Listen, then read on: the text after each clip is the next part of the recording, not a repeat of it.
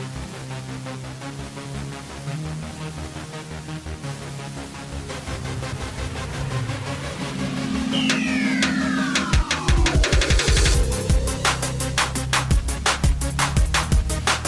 is up, everybody? This is your boy, Teran Rodriguez, bringing you another edition of Set Point. And as always, we have ourselves a jam-packed show as we have a lot of volleyball to get into, such as Penn State men's volleyball. They did the unthinkable. They knocked off Hawaii at Hawaii. Down goes number one. I don't think anyone had that on their bingo card, especially since they were coming off of a 5-set loss to UCLA. But those Nittany Lions, they pounced and they've got claws. Also, the entire Outrigger Invitational was just outstanding. And we had some good NCAA men's volleyball results. I went to an eventful Long Beach State UC Santa Barbara game, which went 5, and I was quite impressed by the Gauchos. Also, how about LMU, the Lions? Still undefeated, as they're one of 3 teams that are undefeated in the NCAA Beach Volleyball scene. And speaking of beach volleyball, the AVP returns this week. Yes, the 2023 AVP season is going to get underway as the first stop is in Miami Beach. Also, we have a lot of NCAA women's volleyball, NBA news, and much more volleyball to get into. So hand me a volleyball, set the net, because I'm about to serve you up some volleyball action here on Set Point. This is Teran Rodriguez bringing you another edition of Set Point here on IE Sports Radio, your direct feed for all that is sports.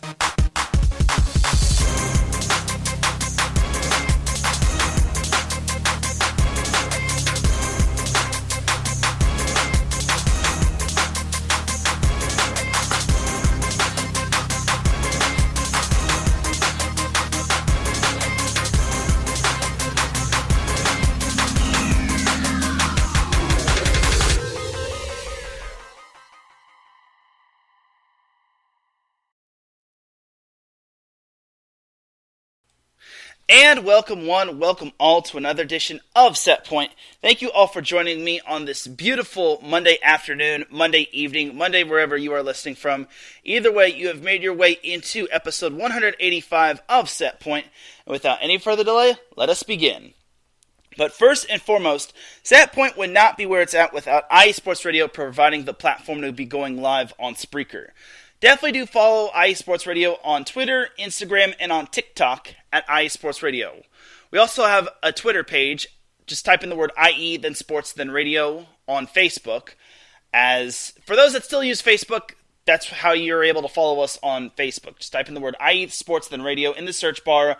Click on it, follow the link, and we should be the IE Sports Radio black and white icon. Anything else is just incorrect. We also have a website, www.iesportsradio.com, and when you go there, you will see a Patreon link at the top once you click it, and once you do, donations will start off at $5 a month once you choose, and if you choose to donate.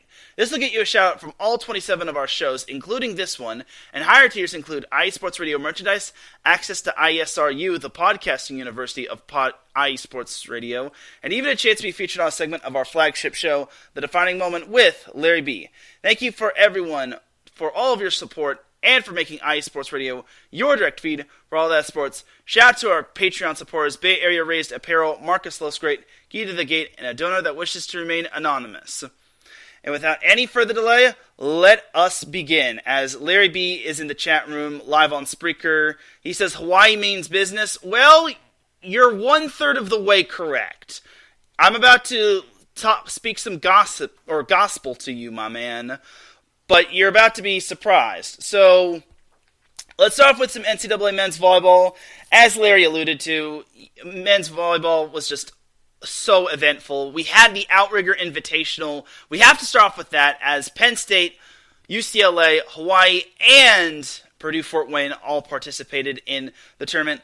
I'm just going to get this out of the way. Purdue-Fort Wayne had a rough tournament, or a rough week, as they got swept in all 3 of their matches. Now, does this mean Purdue-Fort Wayne is bad? No. It's just that those 3 are on a whole nother level. But with that being said, those matches are going to definitely benefit the Mastodons going forward, because they have the second half of MIVA play. They've got a matchup against Charleston in non-conference play, and this is kind of make or break, and this is kind of their iron sharpens iron match, and they kind of need to come up big, and this is kind of the wake-up call that they definitely need, because if they don't get it, then they're not going to be able to survive against the Loyolas or the Ohio States or the Ball States or any of the other teams in the MIVA, just because the MIVA is kind of wide open. I know Loyola is the head honcho or the leader of the pack, no pun intended. Loyola did have to survive a 5-set match against McKendree. A little more on that later. But for Purdue-Fort Wayne, it was a tough week last week, but they can make up for it as they've got some winnable games this week, but they're all going to be against ranked opponents. So it's another big test for Purdue-Fort Wayne. But they're never going to be seeing another team like Penn State, UCLA, or Hawaii. But as for Thursday, right off the bat, we had ourselves a big-time matchup between UCLA and Penn State at the Stan Sheriff Center. So the first set, UCLA, they really meant business. They start off strong. They took the first set 25-20, and then the second set, they won that set 25-22. So it's looking like UCLA is going to beat the brakes off of Penn State. Okay, maybe beat the brakes off what is a negative term, but it's like they really came to play. And I know Penn State made a little bit of a push in that second set, but it's like they looked so strong. Like, there's a reason why UCLA was the number 2 team in the nation, as we welcome Adam Karnik in the chat room, as he says, "Good evening, Teran. Thank you for tuning in." So, over to the third set. Penn State has had enough of the beatdown of losing the sets to UCLA, as they just dominated this third set. They won it 25-16, and I hate to say this, but this was kind of the set that UCLA was not in. And then the fourth set, it was tight early on, but then Penn State kind of broke through in that second half of the set. And I'm thinking, are we going to see these two teams go in 5 sets? And sure enough, Penn State did, as they took the fourth set 25-21. Then the fifth set, it was just back and forth. It was just a tug of war. One team was leading, the other team tied it, and then the other team led, and then the other team tied it. Eventually, it was 8-8 8-7 in favor of UCLA at the side change. Penn State tied it up at 8-8, but then UCLA goes on a 6-0 run. Remember, the target score is 15 as opposed to 25 in set 5, and they were up 14-8. So what was looking like this was going to be a down-to-the-wire set turned out to be a blowout, as UCLA eventually wound up winning the set 15-10. It was just a big game for the Bruins, as Ido David led the way with 21 kills. Alex Knight had 11 kills. Merrick McHenry, 9 kills. And Ethan Champlin, 8 kills. Andrew Rowan has continued his phenomenal freshman year, as he posted 47 assists to go along with 10 digs. He also had 1 service ace and 2 blocks as well. For Penn State, they were led by Mihal Kowal. I don't know if I'm pronouncing that correct. I know it's the first name is pronounced Mihal, and then it's Kowal. Either way, he had 13 kills. Brett Wildman had 10 kills. John Kerr, 9 kills. And then Toby Zionu only had 7 kills. Now, I don't know if that was UCLA's plan to get Penn State to not feed the middle. But if that was the plan, then UCLA did a pretty good job, because normally Toby has at least close to 10 or more. And when Toby is getting fed the ball, that ball is going down more often than not. So overall for Penn State, they just started slow. They picked up steam, and then unfortunately they kind of ran out of gas in that second half of that fifth set. UCLA hit 256 to Penn State's 250. They pretty much dominated in the block department for the most part. As a team, they had 14 blocks compared to Penn State's 10.5 blocks. And both teams missed 23 serves. Penn State had 7 aces compared to UCLA's 6. And that first set was rather close. There were 17 ties, but UCLA just eventually pulled away. So big ups to UCLA on that first set win. It was a big win for the Bruins. Now we move on to the second day, where Penn State took on Hawaii.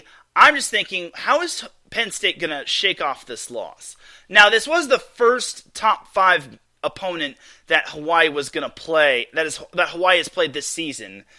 And early on, it kind of showed as Penn State got off to an early lead, and it's looking like, okay, well, maybe Penn State's kind of shaking the rust off. They've shaken off the loss. No. Hawaii just responded in a big way, as eventually they took the first set 25-21. And that's kind of the dangerous thing about Hawaii. They're just so tough to put away. Like, you can jump out to a big lead, but it's not going to really matter, especially if Hawaii starts picking up their serving. Their hitting is really strong down the stretch, and Hawaii just starts forcing you to make mistake after mistake after mistake. So the second set, it was probably the tightest of the three, 13 ties, and overall, Penn State was determined to tie this thing up. I even said that if Penn State wants to have any sort of chance to win this match, they can't afford to fall behind 0-2. And they were able to narrowly win that second set, 25-23. Kind of reminded me of the second set against UC Irvine that they had. Then in set 3, Penn State really meant business. They jumped out to an early lead, never trailed, never was tied, and they never looked back. I know Hawaii did have a late push, but eventually Penn State won that third set 25-21.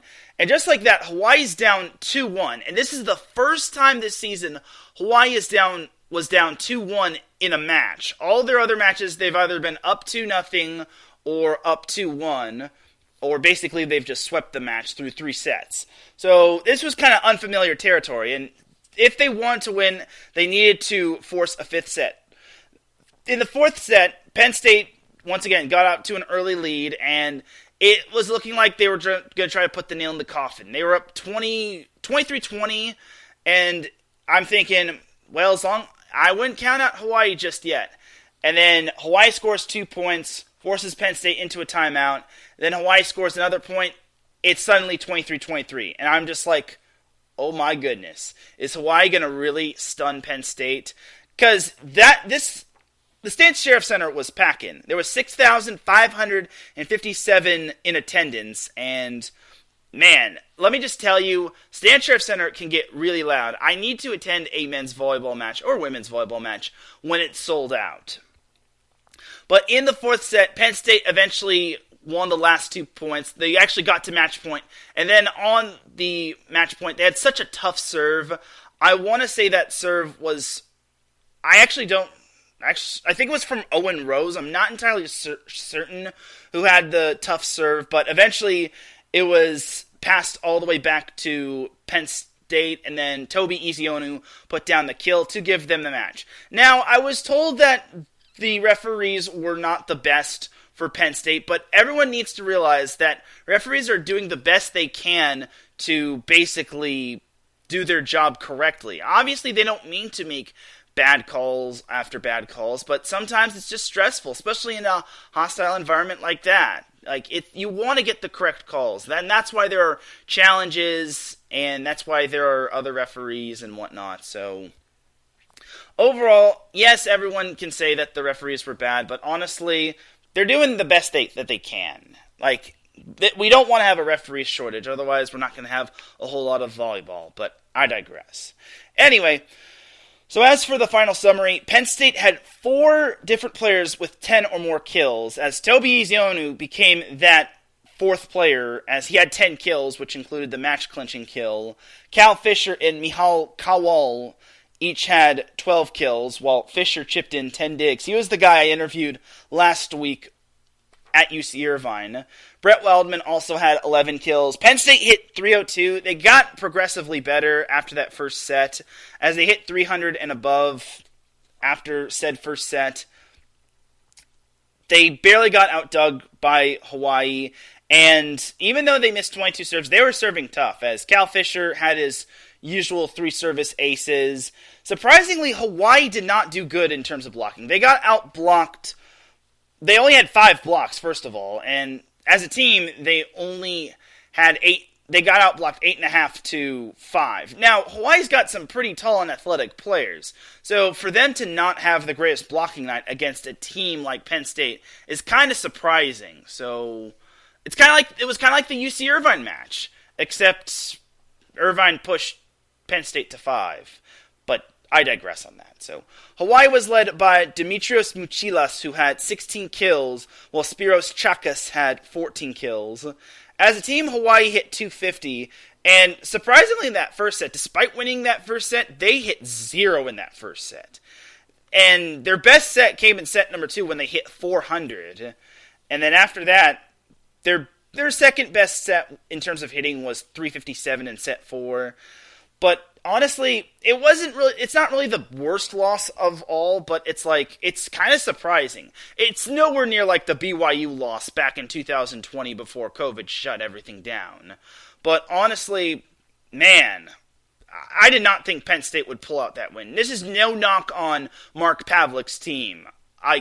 To come back from a 5-set loss the next day on the road in front of 6,500 plus fans to win in that environment is just absolutely phenomenal. And this really made the experts in terms of the coaches poll scratch their head and think twice. And then on the last day of the Outrigger Invitational, we had UCLA taking on Hawaii. So it went as this. If UCLA wins, they're most likely and definitely are the number 1 team in the nation, and they win the Outrigger Invitational. If Hawaii wins, then we got to go through the number crunching in terms of tiebreakers and whatnot.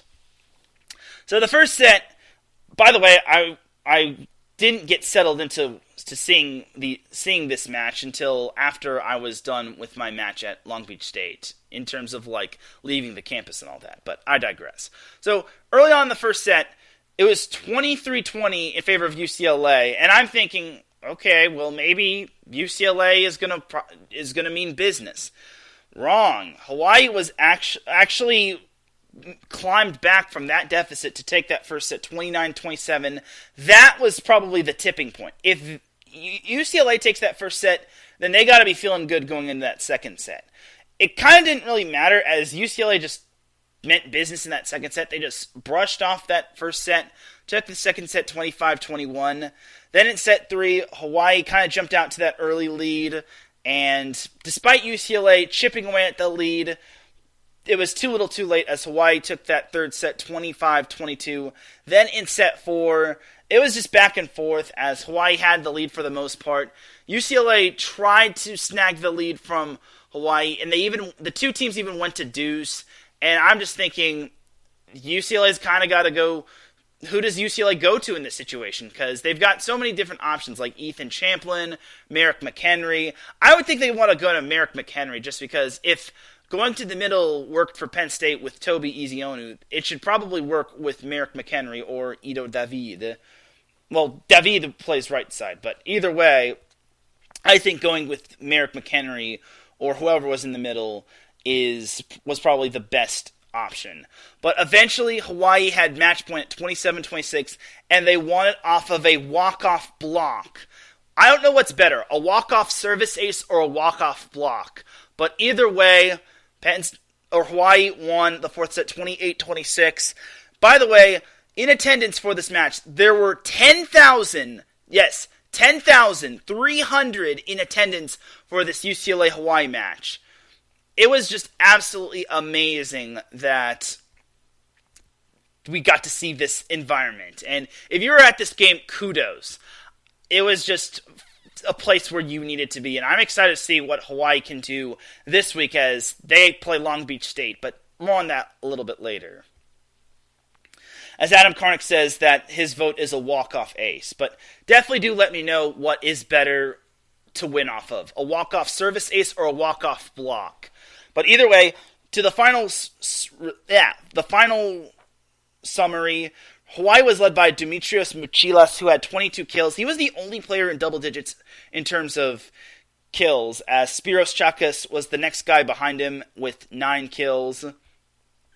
Jakob Tele was doing his thing. He had 4 kills. He had 2 service aces. He had 7 digs. Brett Sheward chipped in 10 digs. Hawaii hit 273, which wasn't bad. The second set, they did not hit their greatest. They hit 0.8, which is a big fat oof right there. And their best set came in set number 4 when they hit 500. And that's kind of the set they need if they want to basically still be that dominant team in the Big West and in the NCAA men's volleyball world. So UCLA was led by Ido David, who had 21 kills. Merrick McHenry had 11 kills. Ethan Champlin, 10 kills. So it was another balanced night for UCLA. Unfortunately, they just could not get that job done. If they take that fourth set, then honestly, it could be a whole different perspective. And I would have liked to have seen it go 5. I would have just said, if UCLA, it would only be fitting if the number 1 and number 2 team went 5 sets in this hostile environment. Unfortunately, Hawaii had other plans, as they basically had the walk-off block, and that was how Hawaii defended its home court and bounced back from its tough loss against Penn State. So Larry B. obviously said Hawaii means business. Well, they did, but it kind of was a little shaky. They got the job done against Purdue-Fort Wayne, obviously. But in that first set, I guess I should also mention that in the first set against Purdue-Fort Wayne, that even went to deuces. They had to win that one 29-7. Or 29-27, as that kind of took the wind out of Purdue-Fort Wayne's sails. And then eventually Hawaii just rolled on to victory. Penn State, I think if Hawaii made a few, I wouldn't say if Hawaii made a few less mistakes, then they would have won that one. I just think Penn State is just a great team. There's a reason why Penn State is in the top 3 and they're not behind Long Beach State, even though they lost to said Long Beach State team. And overall, I think Penn State definitely is deserving of winning the Outrigger Invitational. So, Penn State, UCLA, and Hawaii each went 2-1. But by virtue of number of sets won and lost, Penn State and Hawaii both had the better record against UCLA, as eventually Penn State wound up winning the whole tournament based off of, I think, either head-to-head tiebreaker, because they had the head-to-head against Hawaii, and they eventually had more points between those two in the matchup between those two teams. So overall, for Penn State, they deserve to win. Congratulations to former set point guest Mark Pavlik and his team on the win. Hats off to them. It's just a fantastic way to win, especially in that environment. And in that sort of, that tournament or in that invitational is always great no matter what. Shout out to Hawaii. They always put on a great show. They definitely did not disappoint in terms of all the matches. So it was just great volleyball all around on the Big Island. So the other Week 10 matches to watch for, or the other Week 10 matches I said to watch for, Wednesday we had Grand Canyon sweeping Ball State. Grand Canyon hit 5-11 in the win. The first 2 sets were close, 26-24 and 25-23, but then the third set, GCU kind of kicked it into overdrive as GCU basically won at 25-19. And like I said, GCU hit 5-11, and they're proving themselves as a top 5 team. Everyone's talking about Hawaii, Long Beach State, UCLA, Penn State, but GCU's kind of sneaky good. And they were kind of a slip-up away from still being undefeated. And God, if they had been the only remaining undefeated team, yeah, spoiler alert, there are no undefeated teams left in NCAA Men's Volleyball Division 1-2, or National Collegiate Volleyball 1-2, as you fancy kids like to call it, but still. So then on Thursday, we had number 10 USC playing Pepperdine. Pepperdine won that one in straight sets, 25-17, 25-16, 25-19. Pepperdine also won on Saturday, 27-25, 17-25, 25-23, and 25-20. Long story short, I had a feeling Pepperdine was going to bounce back. This is no disrespect to USC, but USC kind of faced a poked bear, as Pepperdine last week lost to Hawaii, but for USC, all that they could really do is hope that their pin hitters could have big nights, and Jalen Jasper has an off night, as Pepperdine got back into the win column. They're still in contention to get that number 1 seed in the MPSF tournament. And then jumping over to Friday, BYU defeated Ohio State 25-23, 25-23, 23-25, and 25-21. In that match, there was over 3,500 in attendance. Now, the two also met on Saturday, and there was over 5,000 in attendance.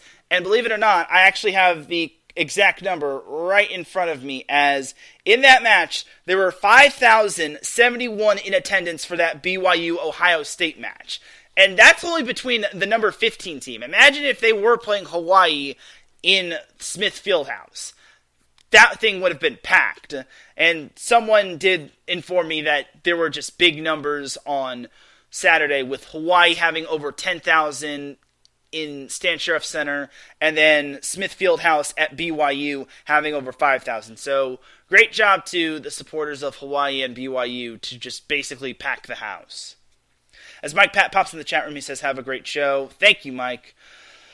So on Saturday, BYU narrowly won 25-23, 25-15, 14-25, 23-25, and 15-7. So overall for BYU, they faced a talented Ohio State team, an underrated Ohio State team, but for them, they protected home court, as this week they've got Princeton. They should be able to handle the Tigers quite well. I'm not trying to knock Sam Schweisky and his team. Sam does a great job, and that team is coming off of a 5-set win over NJIT. Speaking of 5-set matches, another 5-set match that I actually went to was on Saturday, and that was between Long Beach State and UC Santa Barbara. So I actually did find out that the Gauchos and the Beach played the previous night. Long Beach State wound up winning in 4 at UC Santa Barbara. So I had to go to this matchup between the two teams in round 2. And I'm thinking, I hope we get a much more eventful match than the first go-around. I'm not trying to say that the first match wasn't eventful, but I was just hoping for a 5-set thriller. And I was even talking with UC Santa Barbara men's volleyball coach Rick McLaughlin before the game. So the first set, Santa Barbara actually jumped out to an early lead. Long Beach State tried to chip away at the lead, but the Gauchos eventually took that first set 25-21. Their hitters were strong early on. Dane Chalmers and Owen Berg was looking good. But the second set, the first 3 sets kind of replicated the first 3 sets of the previous match. Santa Barbara jumped out to the first set, and then the next 2 belonged to Long Beach State, as Long Beach State didn't even trail in sets 2 and 3. There were 2 ties in set number 2, but other than that, Long Beach State rolled to victory in set 2, 25-18, and then in set 3, 25-20. Then in set 4, it was tight early on. There were 10 ties in the set, and Santa Barbara really needed to buckle down if they wanted to force the 5th set. And they did. They got some good serving. They did miss a lot of serves, which I'll discuss in a little bit, but they got some good clutch serves from Ryan Wilcox. They've got some good blocking in from some of their big guys. They eventually took that 4th set 25-22. Unfortunately, Long Beach State missed a serve to end the set, but in set 5, it was close. Well, it was fairly close, as Santa Barbara jumped out to a 2-1 lead. Long Beach State scored the next 3 to force the Santa Barbara timeout. And honestly, it was fairly tight for the most part. Santa Barbara got to within 1, but that was as close got, as they trailed 8-5 at the side change, scored the next 2, and it was 8-7. And unfortunately for Santa Barbara, they just could not catch up to the Beach any further, as there were a bunch of long rallies. There were, I want to say there were like 350-plus second rallies and 2 1-minute rallies. As for those that say that NCAA men's volleyball does not have any long rallies, well, you might want to reevaluate your statement, and you might want to actually watch some NCAA men's volleyball. Anyway, Long Beach State took the 5th set 15-11, as they went 2-0 this week in Big West Conference play. Long Beach State was led by Sotiris Shipanis, who had 17 kills. Spencer Olivier, 16 kills. He only had 1 hitting error, which is darn right phenomenal. Mason Briggs had 13 digs, while Aiden Knipe and Shipanis each had 9 digs. Long Beach State only hit .246. They did not really hit the ball all that great. Their best hitting percentage came in set number 4, which was .312, but this was kind of their interesting low hitting night. Now, in set number 5, they actually only had 1 hitting error, but that was just due to the fact that their blocking was good, their serving was tough, and they just forced Santa Barbara into a lot of errors. Santa Barbara was led by Owen Berg, who had 25 kills. He's only a redshirt freshman, by the way. 25 kills for a redshirt freshman. My goodness. He also chipped in 10 digs. Ryan Wilcox had 20 kills and 17 digs. Dane Chalmers, 10 kills, 6 digs. Overall for UC Santa Barbara, they hit 276, which wasn't terrible, but they kind of cooled off after that first set. They rapidly cooled off after that first set. I thought this was going to be the big night for Dane Chalmers, and then it shifted over to Owen Berg, and then Ryan Wilcox started to get hot from the court. And also, I need to make note that Long Beach State outblocked Santa Barbara 13-7, which that's kind of going to do it for you. The good thing for Santa Barbara is that they outdug Long Beach State 56-43. They had 4 different players with double-digit digs, as Max Gordon had 10 digs, Jack Walmer, their setter, had 11 digs. I thought it was a big night for UC Santa Barbara defensively, and that was because they kept the ball in play, and that was due to the fact that those long rallies were basically what kept that ball alive and what gave them so many digs. But unfortunately for the Gauchos, they just fell short. But like I said on Saturday in my takeaways from the Long Beach State UC Santa Barbara match, if that is how one of the not so better teams in the Big West Conference plays, I'm interested to see what some of these ranked versus ranked teams look like UC Irvine versus Long Beach State, or Hawaii versus Long Beach State, or Hawaii versus UC Irvine. Heck, you even got to throw CSUN in there.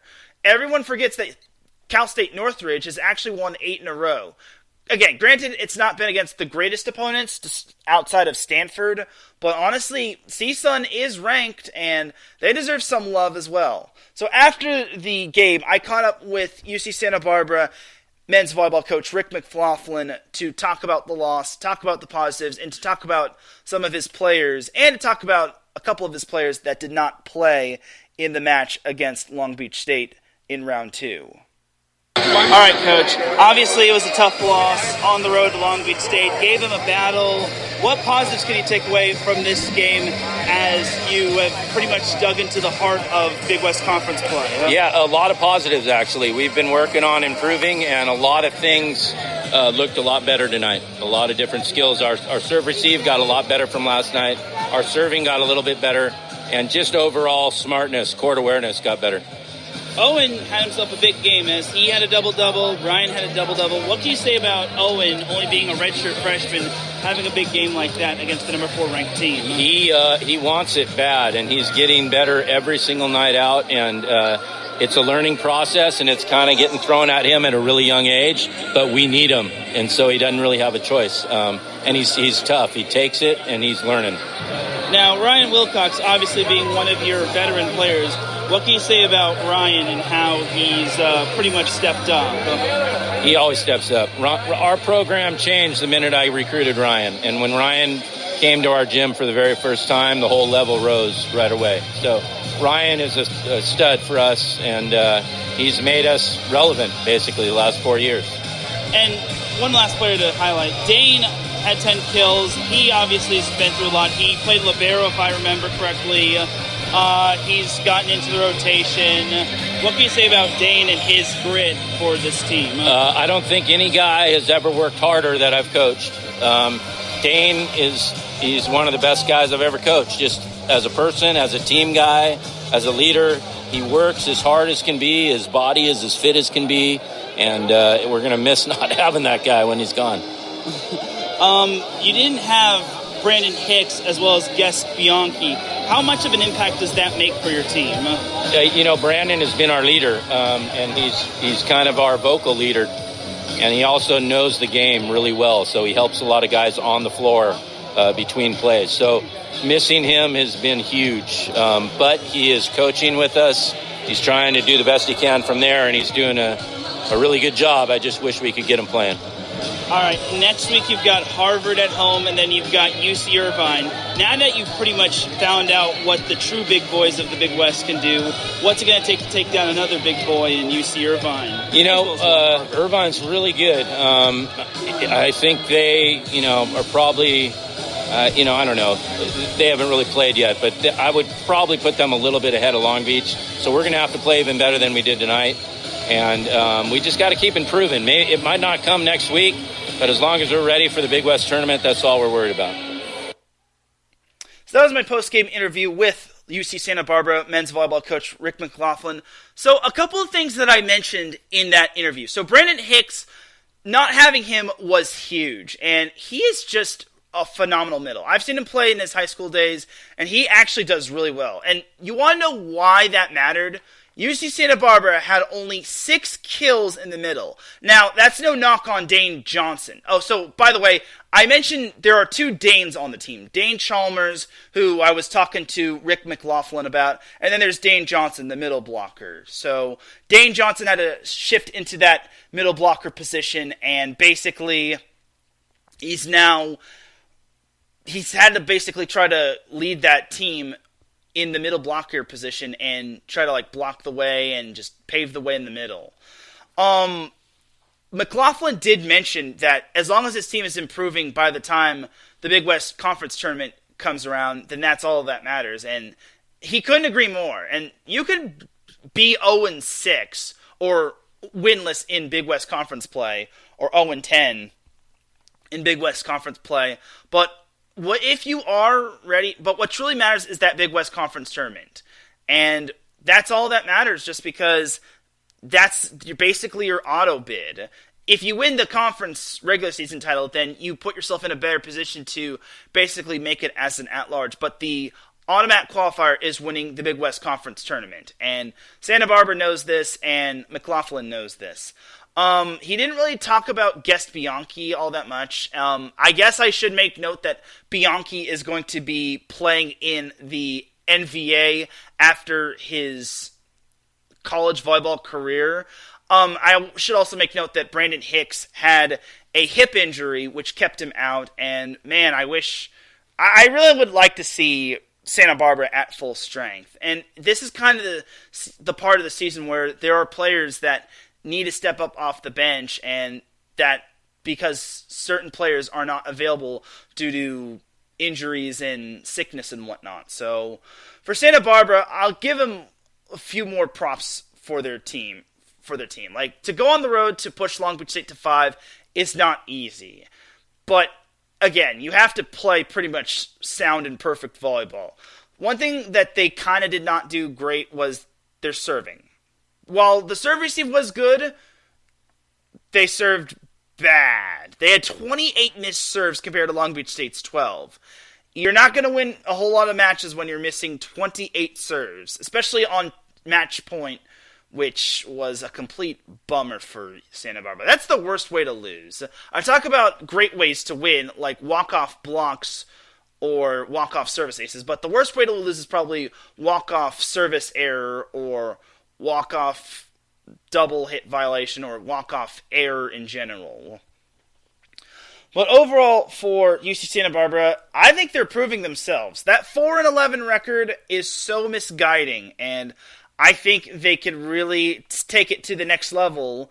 One last thing I will say about McLaughlin. He says he has Irvine slightly ahead of Long Beach State. I don't know if he's wrong about that one. I think Irvine is just as good as Long Beach State. Now, I've seen Irvine a couple times. I've seen Long Beach State a whole lot more, and I will say Irvine definitely does look a whole lot better than last year.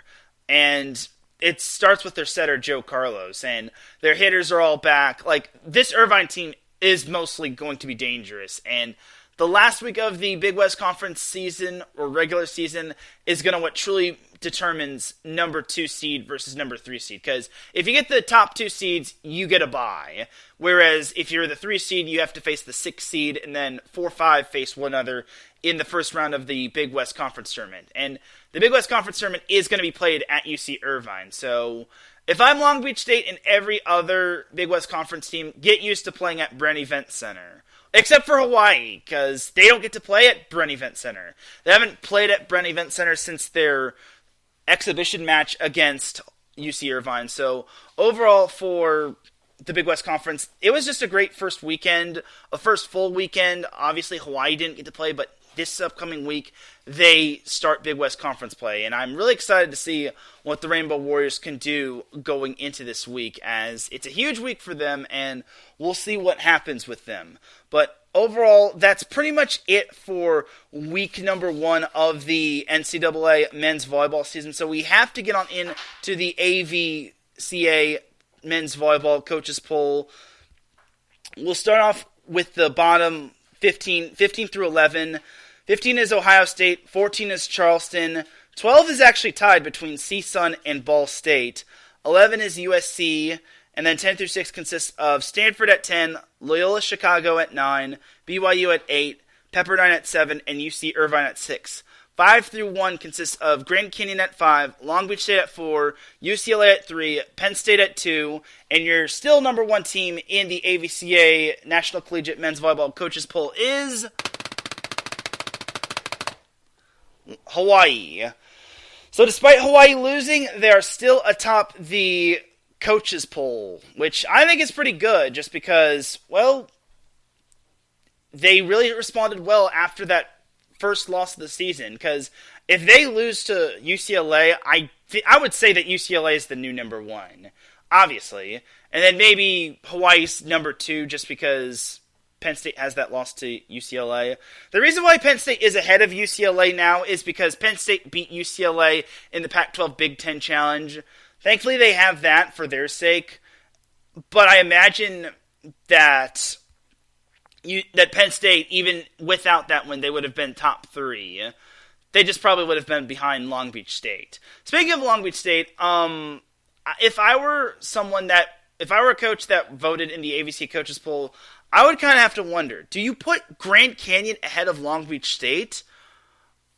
I don't know. It's like, you kind of have to wonder, is Grand Canyon playing better than Long Beach State? Because Long Beach State had to go 5 sets with a 4-win team. Now, granted, this 4-win team is actually pretty good. They have some ballers on that team. However, it's like, I don't know, man. I don't know if Grand Canyon would have to go 5. I know UC Santa Barbara has had to go 5 with quite a number of teams like Pepperdine and Stanford. They also went 5 with Lincoln Memorial. They've only won 1 5-set match, by the way. The Gauchos have. So, unfortunately for Santa Barbara, they've kind of been on the short end of the 5-set stick. But I will say this, they are going to be something quite special in a few more years. I just wish I kind of asked Dane Chalmers about what his future is going to be like with Santa Barbara. But overall, for the Gauchos, I think it's going to be something good going forward. They have another test between UC Irvine, and there's not going to be any easy nights. And I will also say this, there have been a few Big West Conference matches here and there, with CSUN playing UC San Diego, and then Santa Barbara played UC San Diego a few weeks ago. So let's just say Santa Barbara has kind of dipped their toe into the Big West Conference pool, but now we're getting into the full swing and rhythm of Big West Conference play, and it starts this week with Long Beach State and Hawaii. And that's actually a perfect segue to go into my volleyball matches to watch for in Week 11. So we'll start off on Wednesday as we have number 15 Ohio State playing number 12 Ball State, as the two teams will actually be playing on Saturday as well at Ohio State. So this is a big matchup for Ball State and Ohio State, the Buckeyes and the Cardinals. The reason being is because second place is pretty much on the line in the MIVA. Like I mentioned, that McKendree almost beat Loyola, but Loyola pulled off the most phenomenal reverse sweep, which kept them undefeated in MIVA play. And if without that win, I don't know if Loyola is still in the top 10. But overall for Loyola, I think they are playing some good volleyball. But back to Ohio State and Ball State. It's a big match right here.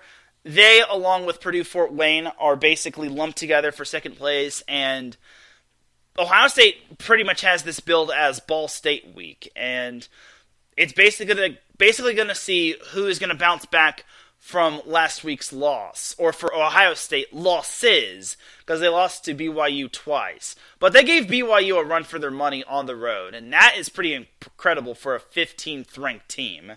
Ball State, on the other hand, they're kind of going to need to step things up And honestly, I feel they can, but it's like they haven't really been the Ball State team that everyone has come to expect this year. But that's kind of because of like roster turnover, and then they had the emergence of Tanashi a little later in the season, and then Caleb Jennis obviously has been the one-man wrecking ball. So we'll see what happens with Ball State and Ohio State. Then on Thursday, we have number 14 Charleston taking on number 9 Loyola. This is going to be this is probably an underrated matchup right here, just because it's the battle of the DMV versus the battle of the Windy City, as Charleston is looking for their second-ranked win of the season. They enjoyed a bye week last week following their win over Ohio State, but now they got to go on the road to take on Loyola Chicago. As for the Ramblers, I think this would be a good win if they were to pull it off. They have been good in Chicago.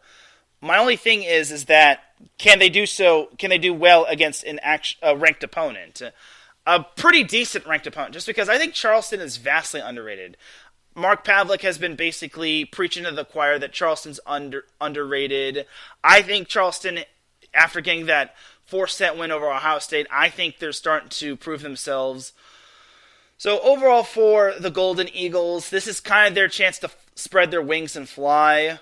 For the Ramblers, this is just another ranked matchup to basically prove to everyone that they are still amongst the best, not just in the MIVA, but amongst the best in the NCAA men's volleyball world. And just in case they have to apply as the at-large, in case they somehow slip up in the MIVA tournament.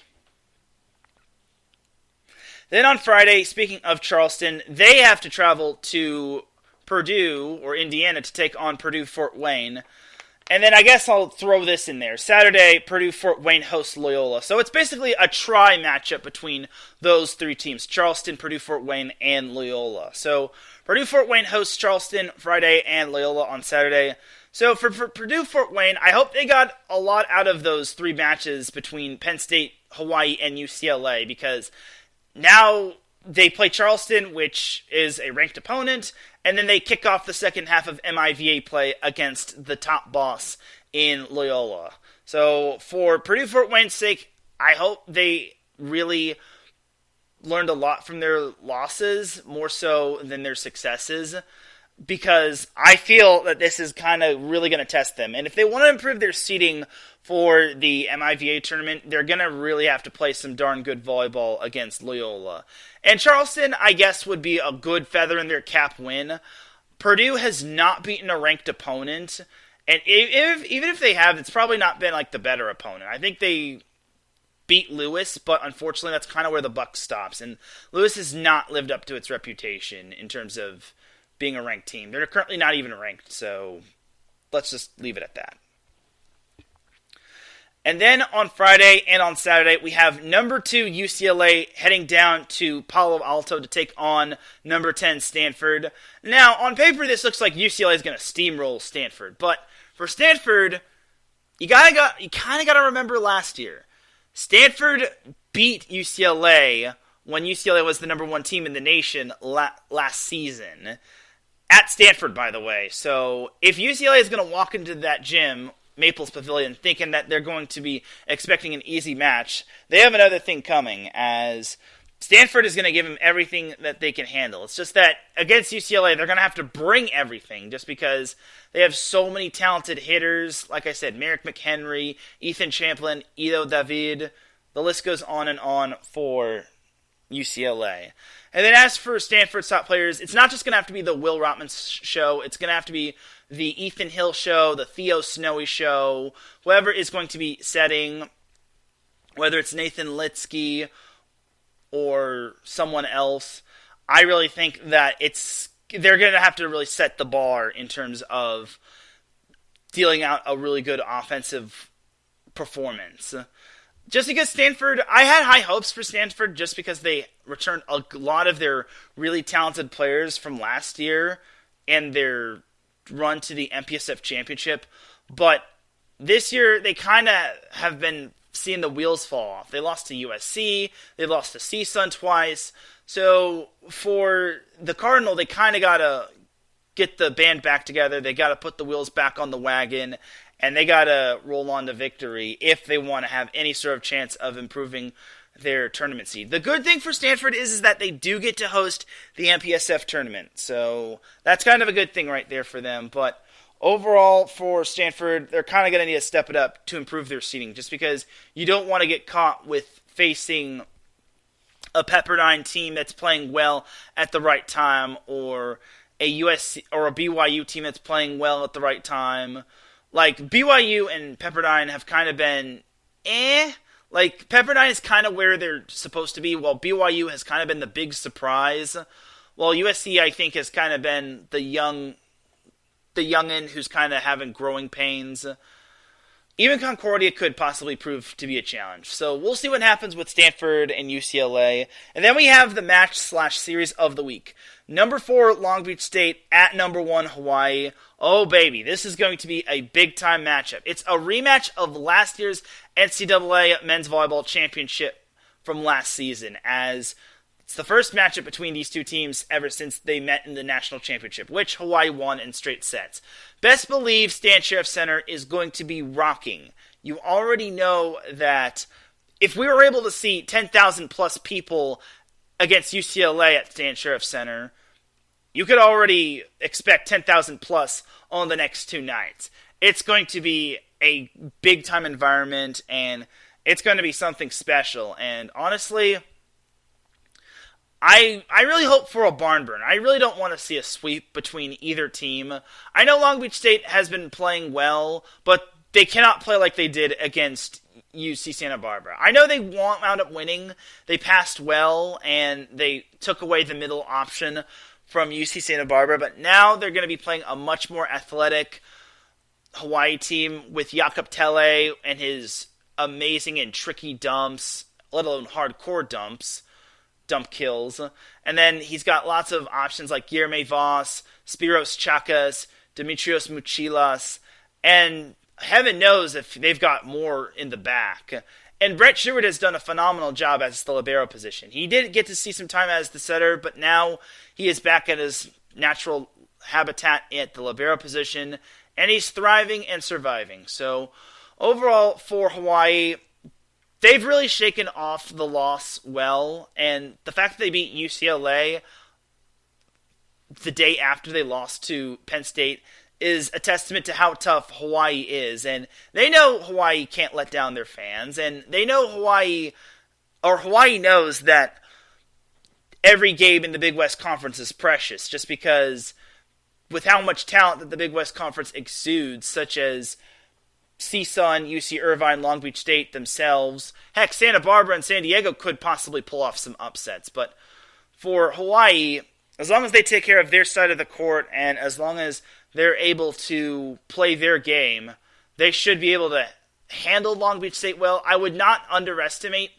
Long Beach State, just because even though they don't have Alex Nikolov, they still have a majority of their players from last year, such as Simon Torwey, who has really done well in the middle blocker. And that's another thing. Like, if Hawaii wants to win, they're going to have to take away Long Beach State's middle blocker position and force the left side and right side to basically take all of the swings, such as Sotiris Chapanis, Spencer Olivier, Clark Godbold, and all those other players. And for Long Beach State, in order for them to win, they're going to have to serve really tough. And one player who I have been having my eye on in terms of the serving battle is Nathan Harlan, as he's come on in off the bench as a serving sub, but now he's become more of a Swiss Army knife. And I kind of discussed this with Alan Knipe in the weekly opening week press conference, and he's become more than just a serving sub. He's become partially a setter to come in for Aiden Knipe every time he needs a breather, or if Alan Knipe doesn't want to go to Aiden's float serve. And Nathan Harlan has been able to get those serves in, those jump serves in, and it's quite phenomenal. And I really think that Nathan Harlan is proving himself. So he's not just a serving specialist or an outside hitter. He is a Swiss Army knife, and I think he's going to prove himself, and he could be a key X factor for Long Beach State. And Long Beach State has some other tough servers like Calvin Sanborn, Connor Bloom. The list goes on and on. And one other player to maybe keep an eye on is Teran Rodriguez, as he could possibly come in, but we'll see what happens with Long Beach State. It's kind of going to be the whole which server is the best one of the bunch. But that's up to Alan Knipe. Alright, so that is pretty much that for all the matches to watch for in Week 11. We have some teams on bye this week, as those teams are basically in the middle of their season, and they kind of need that much-deserved breather. BYU, I know, gets a bye. And then I think USC is on bye. Kind of need it just because the following week they got Long Beach State. But overall, some teams have byes this week. We don't have the big-time matchups. We don't have like a laundry list of ranked versus ranked matchups, but we've got some important ones. Stanford, UCLA is important. Long Beach State, Hawaii is super muy importante. And honestly, that's kind of the big one that everyone's going to have their eyes glued on. I wish it could be televised on ESPN or nationally televised altogether, like on FS1, but it's probably going to be on like ESPN Hawaii or Spectrum Sports Hawaii. So overall, it is a loss for those that can't see it, but I'm really excited to see what can happen come this weekend between Long Beach State and Hawaii, as well as some of the other NCAA men's volleyball matchups. Alright, so that is going to do it for the NCAA men's volleyball portion of the show. We're going to take ourselves a quick commercial break. When we come back, we've got some NCAA beach volleyball to recap. We've got some AVP to go over. We've got some pro volleyball to go over. And then we've got some NCAA women's volleyball transfer, coaching news, and a whole lot more here on Set Point. Don't go anywhere. We'll be right back right after this.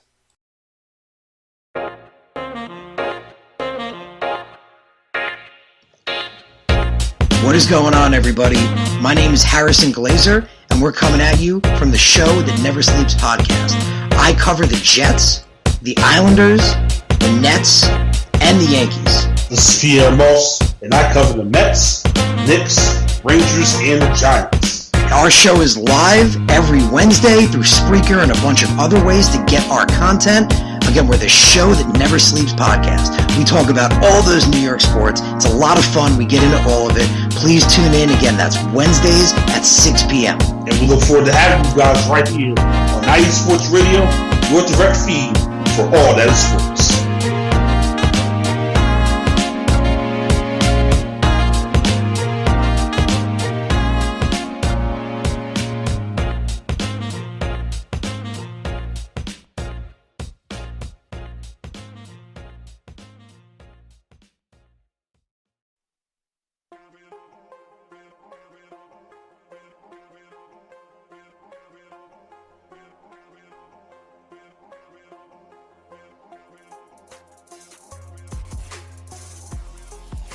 Hello, ladies and sinners. Hello, sports fans around the world. Hello, IE Sports family. This is Cale Henderson, the host of IE Vegas, the Sin City Sports Show, presented by IE Sports Radio.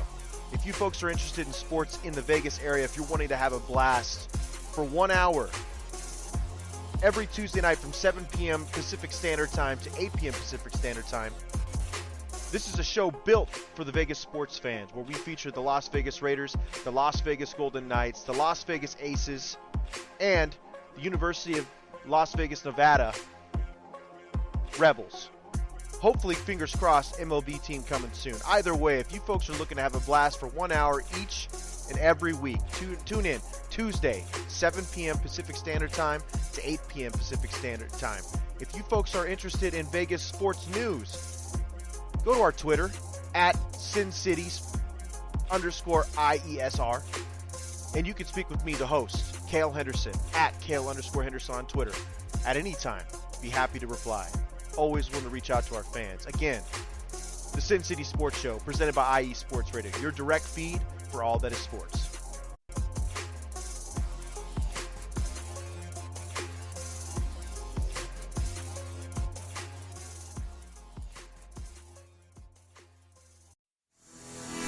Sports fans, do you like teams that are tough, cities that are tougher, and fan bases that are passionate about their teams? How about teams that are historic and stadiums that are iconic? Then you belong in Chicago, and you need to check out Chi-Town Weekly. Join me, Adam Kernan, every week as we keep up with all things Chicago sports. Bears, Bulls, Blackhawks, Cubs, White Sox. We'll cover them all, plus more. The Windy City is always buzzing, and we'll keep you up on all the big games and major stories. So tune in to Chi-Town Weekly every week right here on IE Sports Radio, your direct feed for all that is sports.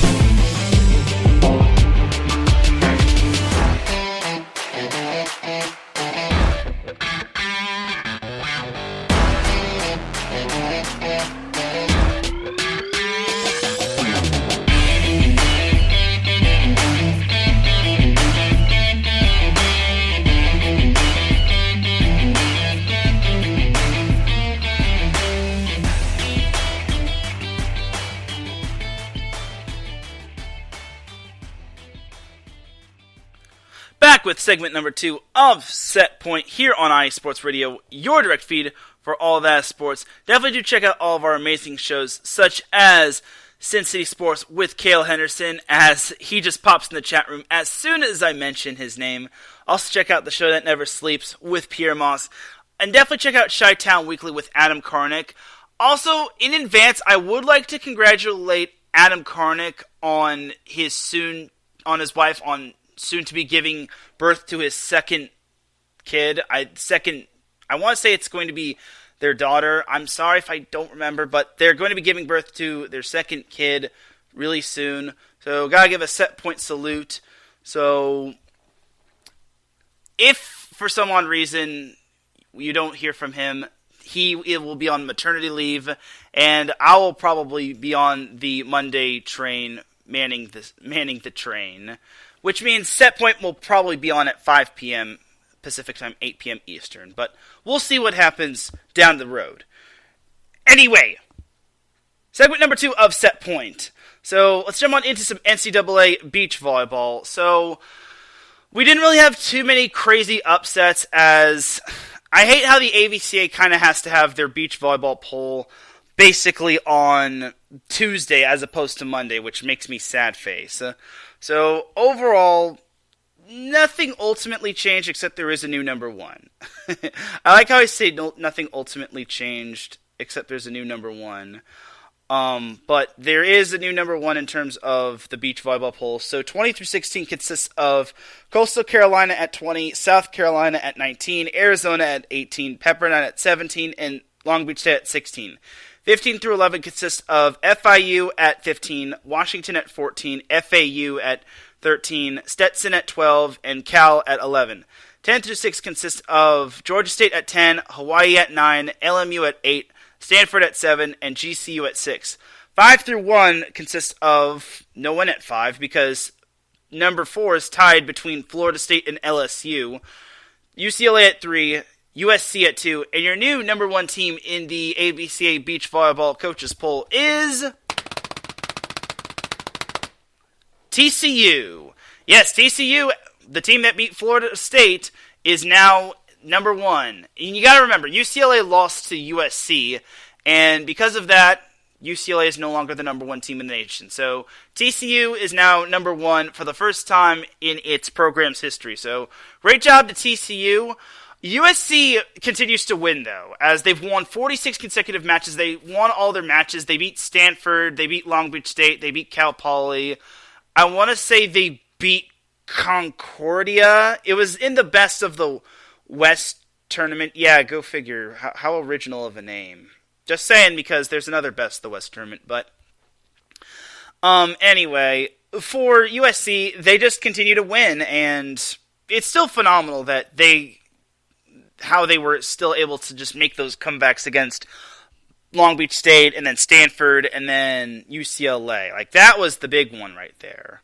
Speaking of USC and TCU, the two actually play one another this Friday, and it's going to be in Miami Beach. So it's the Surf and Turf Invitational. And that's going to be big time right there. That's basically battle for number 1. So anyway, USC, they defeated Concordia, Long Beach State, Stanford, and Cal Poly in the Battle for Los Angeles tournament. So it's not Best of the West, it's Battle for Los Angeles. So either way, USC has won 46 consecutive matches dating back to last season. And that's a testament to their program on how their past teams have basically just done so well and how consistent their past programs have done. But this week, they are going to be hugely tested against TCU, and we'll see if they have the horses to basically take down those Horned Frogs. They also have Florida Atlantic, Florida International, and North Florida. Basically, FAU, FIU, and North Florida. As for TCU, they tore right past LSU. What was looking like it was going to be an interesting matchup, TCU tore LSU apart. The first matchup they played on Friday, they won 5-0. They swept them. They didn't drop a match, and yeah, TCU basically proved why they were the number one team. And then on Saturday, they beat LSU again, 4-1, which I was really surprised. But I guess LSU finally got tested, whereas TCU hadn't really gotten too much tested outside of that Florida State match. But overall, for TCU, they looked really good, and I'm really going to be interested to see what they look like against USC. But that's going to be USC's true big test, and whoever wins is going to be number one next week. I guarantee you that. Now, another team that I was rather impressed with this weekend or last weekend was LMU, Loyola Marymount, as they defeated not one but two teams ranked ahead of them. They beat Grand Canyon, which was number 6, and then they beat Stanford, which was number 7. And believe it or not, Loyola Marymount is one of 3 undefeated teams in NCAA Beach Volleyball. The other 2 are TCU and USC. So basically, the Horde's going to be thinned down to just 2 undefeated teams come next week, barring Florida Atlantic, Florida International, or North Florida beating TCU or USC. But I digress. So for LMU, I've been really impressed by them just because, well, for them, they had such a great year 2 seasons ago, and then last year was kind of a bit, I wouldn't say a letdown, but it was kind of a bit of a slippery slope where they kind of went back a couple squares after they had such great progress. But now they have really progressed well. This week was kind of their big test as, again, they had to play the number 6 Grand Canyon. They beat them 4-1. Which is quite phenomenal. I did not expect them to basically win by that big of a margin. They had a much tougher test in Stanford, but they passed that test. They won 3-2. By the way, this weekend was kind of their first ever matches on their new on-campus facility. So they really performed well on their home sand. And they even beat Florida Atlantic 5-0. But Florida Atlantic had such a rough weekend in the battle for LA. But I digress. So LMU this week, they don't really have anyone too big outside of Georgia State. So if LMU plays their cards right, they could be undefeated come next week. Where next week they've got the West Coast Conference Challenge. And then the East meets West Invitational is kind of going to be their really big challenge when they have to play the likes of Florida State and LSU, and then they got to play Georgia State again, and then they got to play FIU again. So LMU is going to enjoy this week most likely, but don't sleep on these Lions. I think LMU is vastly underrated. We talk about the successes of UCLA and USC and Florida State being up there, and then TCU being really good. But LMU, I think, deserves some respect, and I think I would put them ahead of Grand Canyon. They're for sure going to be ahead of Grand Canyon after that debacle. Like, Grand Canyon did not look good. They got stomped on by UCLA. Now, granted, UCLA was angry after that loss to USC, but it's like, I've never seen a team get turned inside out like GCU did. But UCLA has some ballers on that team. So I'm going to be interested to see what UCLA looks like come the few upcoming weeks, just because I really want to see UCLA versus USC round 2, but we're not going to get that for a while now. But soon we will get another match against those two.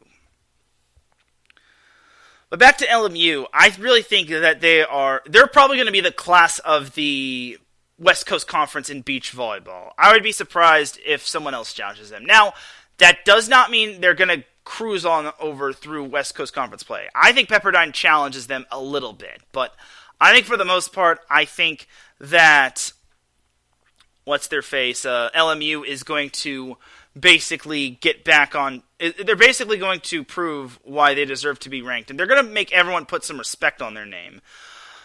Speaking of UCLA, and going back to them, they are going to be challenged this weekend as they've got 3 matches in one day. My goodness. They've got South Carolina, LSU, and Florida State. That's a lot of matches, and that's the March to May. And they're playing in Gulf Shores, Alabama, which, fittingly enough, that is basically the host of the NCAA Beach Volleyball tournament. And then on the following day, they've got Hawaii and UAB. And then they've got a bye the following week, which I guess they definitely deserve just because they've got 5 matches in 2 days, which is a lot of wear and tear on the player's body. So you have to kind of take that into consideration right there as well. So we'll see what happens when it comes to the Bruins. But UCLA is still doing well. They haven't really lost ever since they lost to USC. But now they kind of get a little bit of a test this week.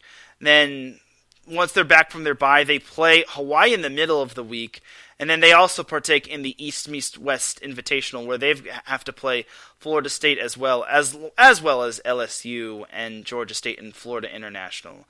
And then they've got Pac-12 North play, which they're not in the Pac-12 North, but it's the Pac-12 North Invitational. But I'm certain they'll probably roll through that just because the Bruins don't really lose to a whole lot of teams in the Pac-12 outside of USC. Alright, so that is pretty much that when it comes to NCAA beach volleyball. Now, staying in terms of beach volleyball, we're going to go to the pro side of things, and we're going to go to the AVP. So this week, the AVP returns for the 2023 season, which is awesome sauce, and I really can't wait for the AVP to happen. And this is going, and if I math this correctly, they've been around since 1983, so this is going to be the 40-year anniversary of the AVP, if my math serves me correct. Yeah, because 93, 2003. Yeah, 40 years we've had the AVP around, so that's absolutely amazing. So just need to do some simple calculations in my head.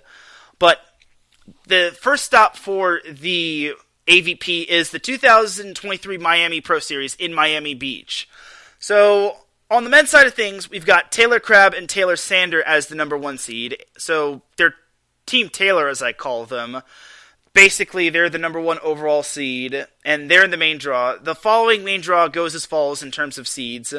Troy Field and Phil Dalhouser, Trevor Crabb and Nick Lucena, Miles Evans and Chase Budinger, Billy Allen and Andy Benish, Timothy Brewster and Kyle Friend, Dave Palm and Roberto Rodriguez, Paul Lotman and Celila Tucker, Hagen Smith and Bill Kalinsky, Jake Dydrich and Avery Drost, Sean Cook and Jeremy Casebeer, and Cody Caldwell and Chase Frischman round off the main draw. Everyone else is a qualifier, which they basically have to play on the first day. And then we also have reserves. They have this new thing called reserves, just in case a pair gets hurt or if a pair is unable to go for some odd reason. But I think that's kind of cool. They have a pair just in case just to avoid buys. So just in case a pair is unable to make the tournament or they don't qualify or there's just not enough room, the first pair up in terms of point total basically takes over the last spot and then everyone else goes up. So that's that on the men's side of things. Unfortunately, we do not have anything in terms of a tournament bracket, but on the women's side of things, the number 1 overall seed is Melissa Humana Paredes and Brandy Wilkerson. And then the following main draw participants go as follows. Therese Cannon and Sarah Sponsel, Betsy Flint and Julia Scholes, Carly Skogit and Gina Yarango, Lelaine Mastrani and Larissa Mastrani, Carly Can and Jennifer Ketty, Deanna Kraft and Caitlin Mullaney, Carolina Sawola Marciniak and Molly Turner, Katie Horton and Brooke Bauer, Kimberly Hildreth and Tegan Van Gunst, Carly Wopat and Allie Wheeler, and Alexandra Wakowicz and Megan Rice. So those are all your main draw participants or main draw pairs. Everyone else is basically a qualifier, which means they got to play on the first day.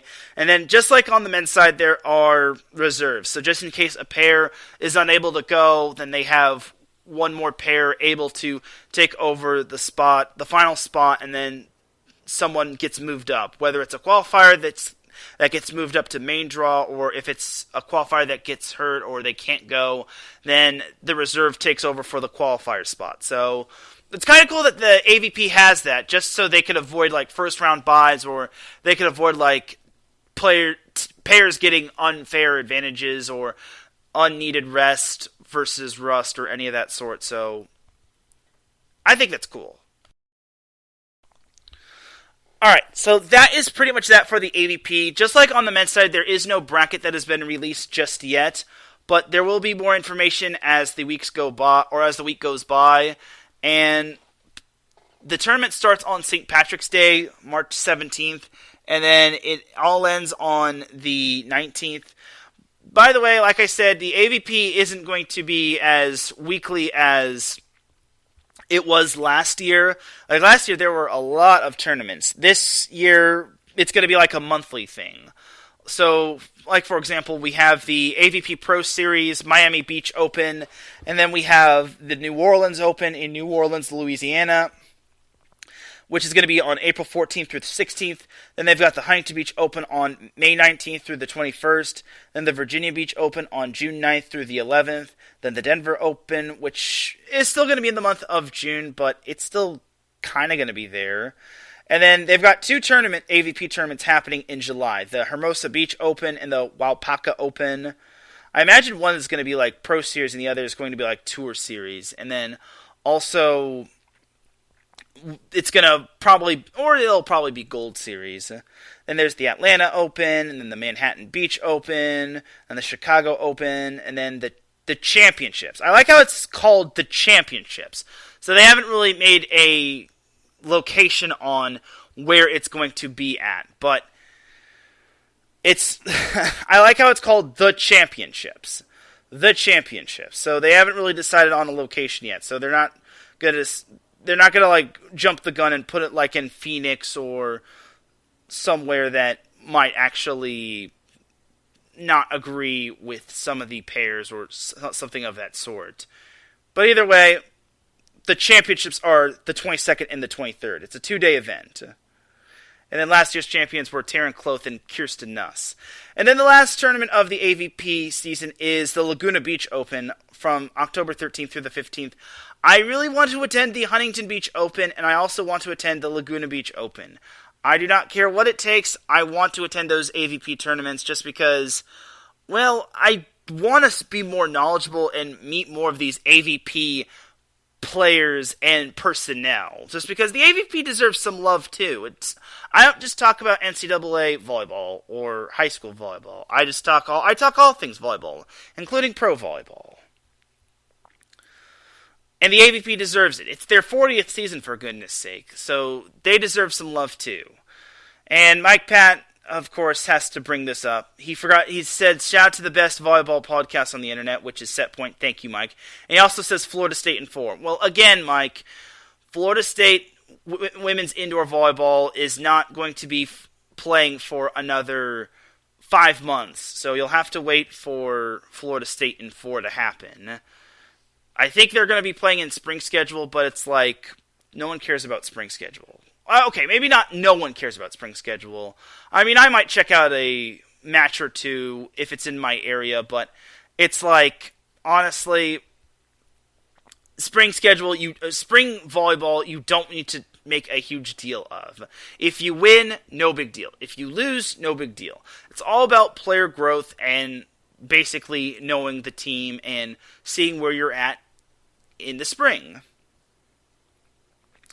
Alright, but that is that for some AVP action. May the best pair win, and I'm not even going to try to predict on who's going to win this tournament. If I can't predict on who's going to win, who's going to be the best in certain statistics, or who's going to win certain awards, I don't even think I should try my luck. Like I said, I didn't even do that great in terms of predicting the Phoenix Championships last year, so we'll see what happens going forward. So, Alright,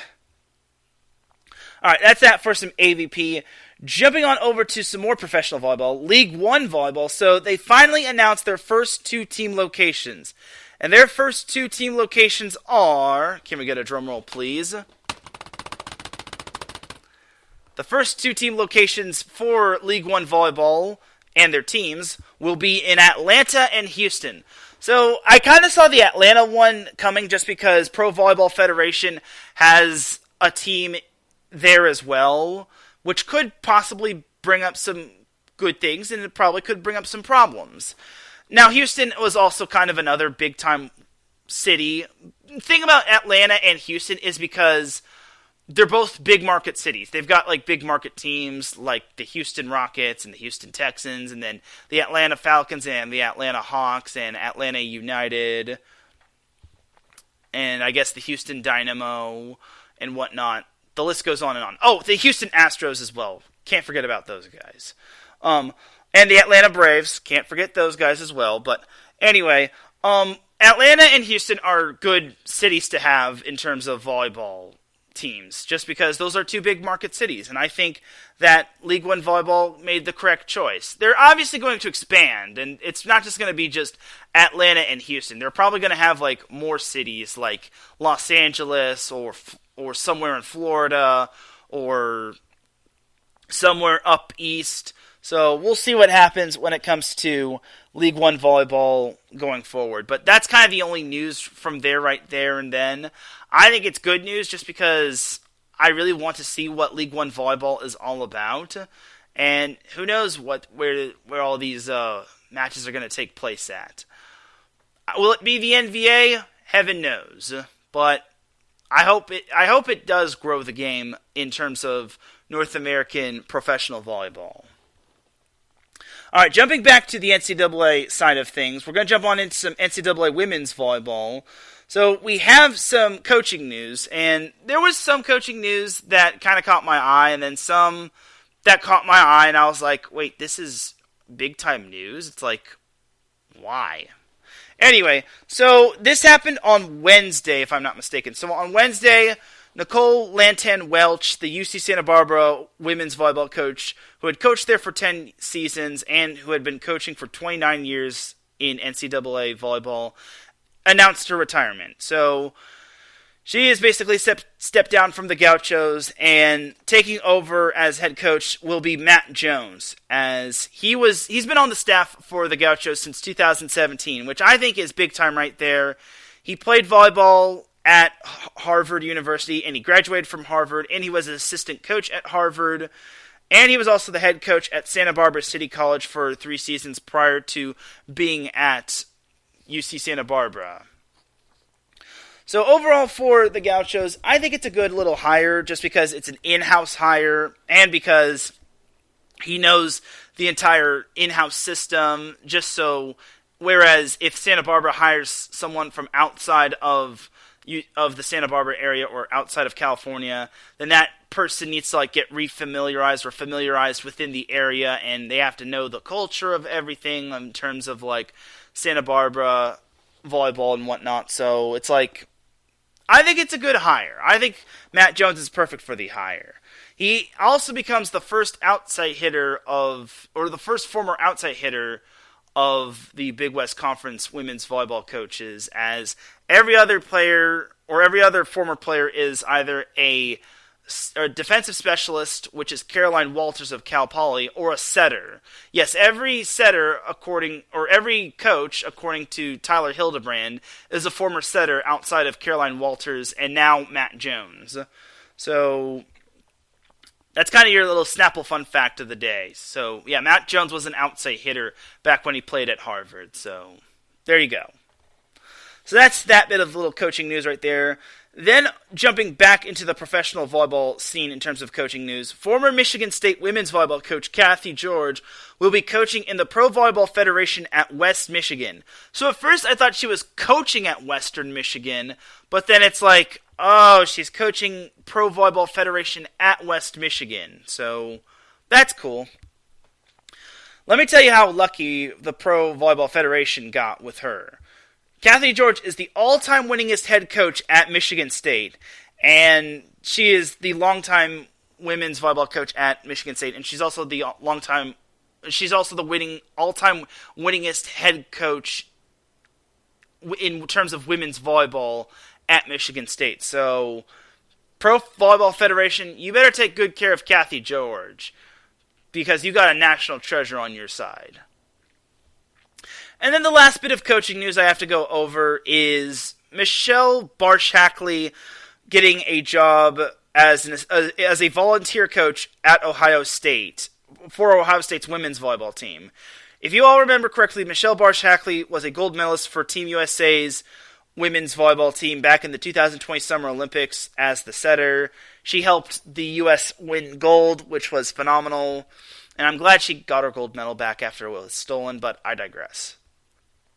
But I will say this about this news. I don't get why everyone's making such a huge deal of this. Now, I kind of get that it could be big news just because this could hint at Michelle Barsh-Hackley possibly retiring, just like Jordan Larson did. But it's like, she's only a volunteer assistant coach. She's not a full-time assistant. She's not an associate head coach. She's not the head coach. She's just a volunteer assistant coach. People need to stop blowing this up and saying, oh my god, she's now a volunteer assistant coach. It's like, cool. Does Ohio State's championship odds go up? No. I'm not trying to knock this hire. I think it's great that Ohio State hired her as a volunteer assistant coach, but it's like, why is everyone like making the greatest big deal of this? I understand this being a big deal of this in terms of her possibly retiring from the pro volleyball circuit, but it's like, I don't know. Maybe I'm just being a party pooper, but I digress. Alright, so that's pretty much that for all the NCAA women's volleyball coaching news. So now jumping on over to the NCAA women's volleyball notable transfers. So we had 3 notable transfers from last week all the way to today. So we had on Wednesday May Pertovsky, the former Michigan standout who had scored over 1,000 career points with the Wolverines. She actually is going to be heading to the University of Washington, which is huge for the Huskies, just because they kind of are in a little bit of a rebuild mode after their first round exit and the departure of Keegan Cook over to Minnesota. So this is actually Washington's biggest, their first and their biggest transfer addition through the transfer portal, as I really think that this is a definite big-time addition for the Huskies, especially in a competitive Pac-12 where Oregon is loading up. Stanford is going to be returning its seniors for their 5th year. USC and UCLA have options to get better. Washington State is improving. So Washington's kind of got to join the fray and improve on their own. Otherwise, they're going to be light years behind everyone else. So getting May Pertovsky is huge. I want to say she has like about 790-ish kills. If she plays her cards right, she should surpass 1,000 career kills. Like I said, she scored over 1,000 points with Michigan, and I'm sure she's got a whole lot more left in the tank, and I'm excited to see what May Pertovsky can do for Washington. Staying within the Big Ten Conference news, we have Maddie Chin, who will be transferring from Purdue, as she'll be spending her 5th year with Northwestern. So Northwestern is kind of an interesting team, as they actually have lost a good amount of their players to the transfer portal, as they've lost players such as Temi Thomas-Ilara to Wisconsin, Henna Lesiak, who I don't think has made her commitment, and then Desiree Becker, who is rumored to go to UCLA, but has not been confirmed by the school. But this is the second big signing or the big transfer for Northwestern, as in addition to getting Maddie Chin, they also have Julia San Giacomo, who they got from Santa Clara. So getting Maddie Chen was big time right there, as she averaged 1.56 kills for Purdue last season, and she had a season best 13 kills for Michigan State. So now that she's going to have that chance to flourish and blossom with Northwestern, as opposed to being behind the pecking order for Purdue, I think Maddie Chen's going to really become a big-time player for Northwestern, because Northwestern had a great year. Unfortunately, they didn't make the NCAA tournament, but they had big-time wins. They had that big win over Minnesota. They ended the year with a good win over Illinois. I really thought that Northwestern has some unfinished business to attend to. Unfortunately, like I said, losing Temi Thomas-Ailara is going to be tough. You can't replace her overnight, but I really think that Northwestern is doing all that they can to pick up the pieces and possibly, hence the word possibly, be amongst some of the best in the Big Ten. And then lastly, we have Lydia Grote, who is transferring from Cal to Minnesota. So in case you're not putting 2 plus 2 together, Lydia Grote is actually the sister of Maren Grote, who played for Washington. And who was Maren Grote's coach at the time? Keegan Cook. Who's the current coach for Minnesota women's volleyball? Keegan Cook. So Keegan Cook gets to basically coach the second Grote sister, as Lydia Grote will have 2 more years left of eligibility, as Lydia Grote last year had 414 kills, which led the team in that category. She also was third in digs with 167, and she was third on the team in blocks with 69. Like I said, in terms of the previous 2 players, she will now get the chance to flourish and blossom with this new team, with Minnesota, as that team made the Sweet 16, and they have some unfinished business to attend to. And Minnesota's also got some good players that transferred in as well, as they got Phoebe Awalier from LMU, or Loyola Marymount, and they got Kylie Murr from Ohio State. They did see the departure of Jenna Wenas and Carter Booth, but they still have a lot of players that return. So I really think Minnesota has some potential, and I feel that they have a big chip on their shoulder, and they're out to prove themselves that they should maybe have gotten past the Sweet 16. I mean, they probably could have. I mean, that matchup against Ohio State is so unpredictable, but for the Gophers, they just fell short to Ohio State's overall talent. So for Minnesota, I think they can prove themselves this upcoming season, but it still remains to be seen. By the way, we had the Outrigger Invitational, but we also had other events happening at the University of Hawaii. There was also beach volleyball, which Hawaii's beach volleyball team dominated in. They dominated their little tournament on the island. But there was also 2 exhibition matches between Hawaii and Minnesota, both of which went 5 sets, and then Minnesota managed to win both of them, and I think it's great volleyball that Minnesota and Hawaii faced one another. I think Hawaii is going to eventually be ready for this upcoming season, especially Big West Conference play, where Minnesota, they're having to travel into a little bit of a hostile environment. Well, not as hostile as when UCLA and Hawaii men's volleyball played one another, but they're traveling to a different time zone and to a different area. So they're basically being forced out of their comfort zone, and they're playing an opponent that's actually good. And I don't care what anyone says, Hawaii is a good team. I don't care if they lost in the round of 64. Hawaii is darn good. Fight me. Anyway, and no, I'm not being paid to say that by any of the Hawaii fans, but I digress. Anyway, so that is that for all of the NCAA women's volleyball recent and notable transfers. Jumping on over to the NVA, because yes, there is some NVA news.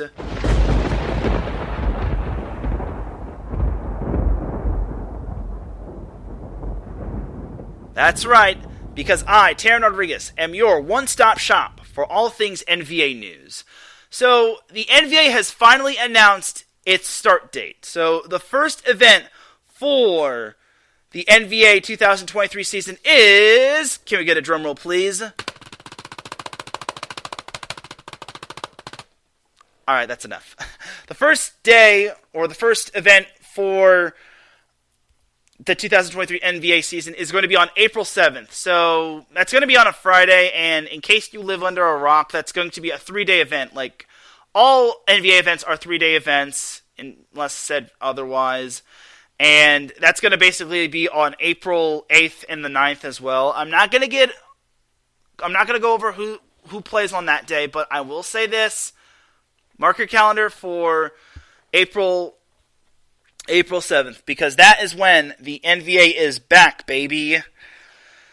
And we only have 25 more days left until the 2023 NBA season, as basically there's going to be some obviously some new teams, going to be some players on different teams, going to be some new surprises, going to be some possible new conference formats, new divisions, new everything. So keep your eyes peeled for some more NBA news. And that's pretty much that for all the NBA news. So this is Teran Rodriguez of the NBA, bringing you your one-stop shop for all things NBA news. I have to say that, by the way, just because I have to pretty much sound official. Alright, so that is that for all the NBA news. Before we head on out, I have to give one final salute to Kathy DeBoer. I don't know if I'm pronouncing that right, and if I am, I apologize. So, for those of you that don't know who Kathy DeBoer is, she is actually the executive director of the AVCA, which is basically the American Volleyball Coaches Association. I think that's the acronym, but I'm almost 95% certain that, yes, the American Volleyball Coaches Association. So without Kathy DeBoer, there is no AVCA. So she announced on Thursday that she will be retiring on June 30th as the executive director. So without DeBoer, there would be no volleyball in terms of like social media and basically all of the other sort of thing. Like, she's really paved the way for volleyball to basically grow in terms of like NCAA, in terms of like the professional level, and in terms of like growing on social media as well. So I have to give a set point salute to Kathy DeBoer and all that she's done with the AVCA and all that she's done in the volleyball world. We thank you for all of your service, and we want to wish you, or I want to wish you, a happy retirement. Thank you for everything, Kathy, and this is for you.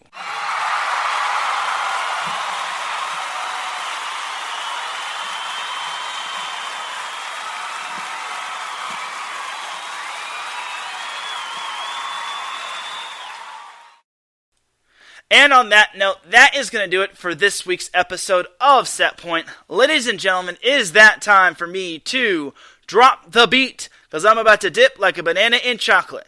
You feel me? Thank you everyone for tuning in to Set Point. I really do appreciate everybody tuning in. If you listen live, I appreciate you. If you listen on the playback, I appreciate you. If you listen at work, I appreciate you. If you listen at any time, any place, anywhere, I really, really do appreciate you. Shout out to the chat room that tuned in. Cale Henderson, Mike Pat, Adam Karnick, and Larry B. I really do appreciate your input in the live speaker chat room. Also gotta give a shout out to Patty Bax, who was listening live. It really means a lot that you tuned in as well. I appreciate you tuning in every week, Patty. Definitely check out the Buffalo Huddle tomorrow. Patty does an awesome job. You won't want to miss it, especially if you're a Buffalo sports fan. For everyone here at IE Sports Radio, this is Teran Rodriguez signing off.